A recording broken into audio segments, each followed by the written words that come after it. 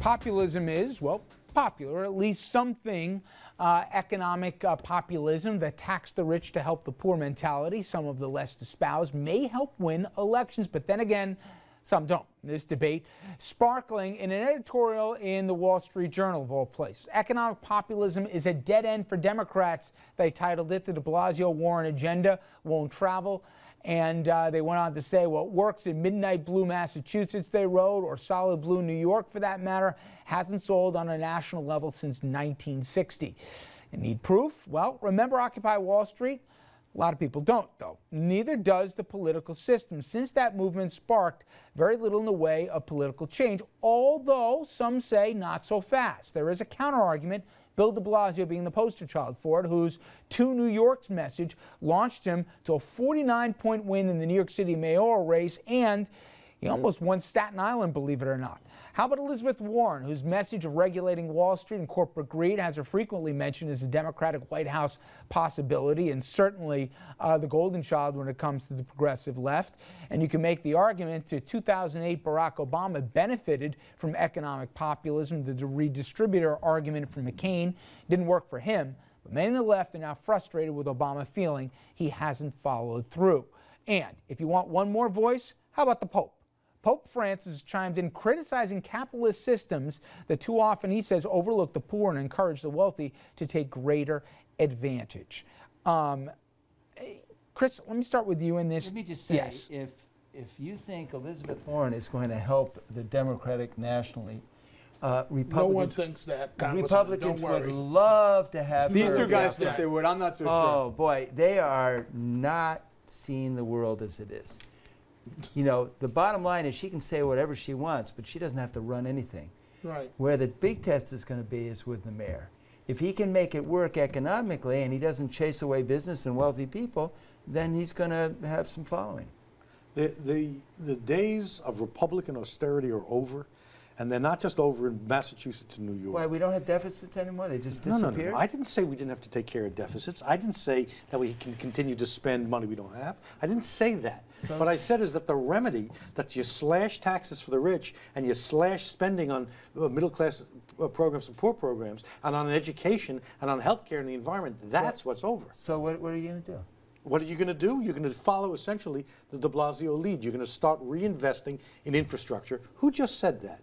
Yeah. You're going to start. If you reinvest in infrastructure, you're not going to have money for social programs. No, the answer would be depends on what depends on who's paying what in taxes, and it's no longer forbidden to say that the wealthy who have gotten the huge breaks from the Bush tax cuts should start paying some of that back, so the rest of us can live. Okay, but on the city level, people just move somewhere else. They'll go where they're wanted. You really think that people are going to move out of New York for where? Austin? Yeah. Dallas? Yeah. Yikes. I mean, well, you know what? I remember New York a few years ago, before you had mayors who cared about spending, and people didn't want to live there. They were leaving. The reasons were the quality of life, Chris. You're right about that. The way that got fixed is you spent more money on cops. You fixed the school system a little bit. You did something about parks.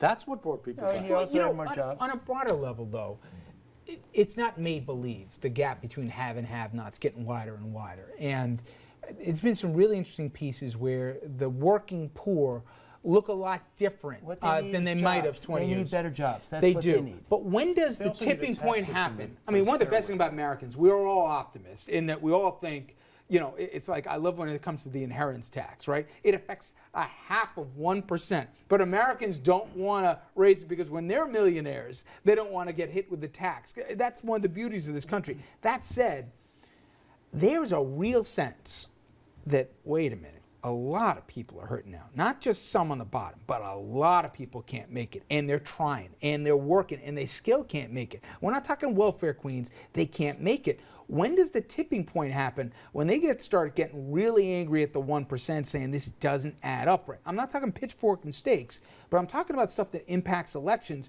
And a canary in the coal mine is 44% of people on Staten Island, the only conservative, stronghold left in New York City, they voted for de Blasio because they said, that looks like me now. It didn't used to look like me, but that looks like me now, and I need some more help than I'm getting. It's too hard. Are we getting there as a country? Forget about liberal, conservative. I'm just saying we got to even out the pie a little bit more.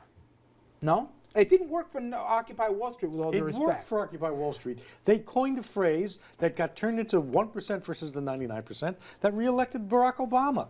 They were. I don't think it worked for de Blasio. I honestly believe that his son's afro worked 3 times more than anything de Blasio Bigger said. afro than you do. Yeah, he does have a better afro than I The tipping do. point is, Not me. and the tipping point is when the middle class, or the people that we consider the middle class, realize that they've been getting basically shafted for the last 30 years, and to the point where their income has not risen in the last 30 years. Their quality of life, that's not true. That's not true. That's not true. The economy has expanded multiple times, but the quality of life, The last 15 years, the economy's grown at 2% a the year. people who are in the middle class are making less and does feeling not less create benefit jobs. from it than they were 30 years ago. No. It's when we come to the realization that, in the era before the 1930s and in the era since the 1980s, you've had massive increases at the top while people in the middle have fallen behind. And part of that is the tax system. You make a political calculation. You're in that district that can go blue or red. And you look and you say, wait, it's not just the unemployment, it's the underemployment. It's about the people struggling to pay the mortgage, can't pay the kids' tuition, all the other stuff. When does that message resonate with somebody who doesn't really pick a party that they're affiliated with to say, you're right, it is too hard, I need some more help? When it impacts their pocketbook, when they're unable, we there when they're now? unable to pay the mortgage, when they're unable to, send their kid to the school that they want to, or all of a sudden now they're on some sort of And aren't public we there assistance now? program. It doesn't look. It looks like we are, but unfortunately, I think again the optics nationally coming out of Washington, people are still. It's like little catnip. They're like, okay, we're still all right with this. We'll still support the administration. We'll still support the way that we're going, even though 49 Because million wealth people are on redistribution food is a stamps. dirty phrase. It is a dirty, but you have to understand one thing. Let's just understand this. If you have, let's say, the 1%, the dirty 1%, these are the people that are running businesses.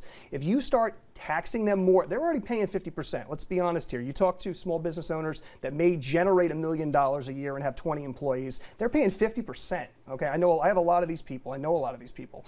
All right, if you start taxing them more, what are they going to do? They may move to another state, or they may just say, you know what? Let's outsource some of this to India or Bangladesh. Why didn't that That's what's going to happen end up happening. When under Eisenhower, the marginal tax rates were up at 75%. You know why? Because you didn't have a lot of social programs. You didn't have such incredibly big spending. Wait a minute. If And you you're did have less paying globalization. 70% of your income, you're paying it whether your income is this or this. The rich were paying 70%. No one fled the country.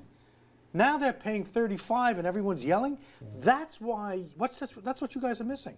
There's a tolerance for restoring some balance in this economy that will turn into votes if the right person can bring it. Could be. Can I say something about this? Please. Last You word. leave out all the exemptions that they had. They didn't pay 70%. And an exemption on a 70% rate meant a huge savings.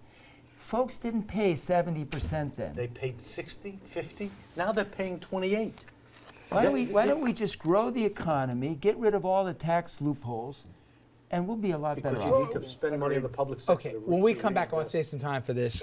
Mayor Bloomberg wasn't here on Sunday when there was a derailment, but it opened up a question, which is, where does the private life start and stop of an elected official?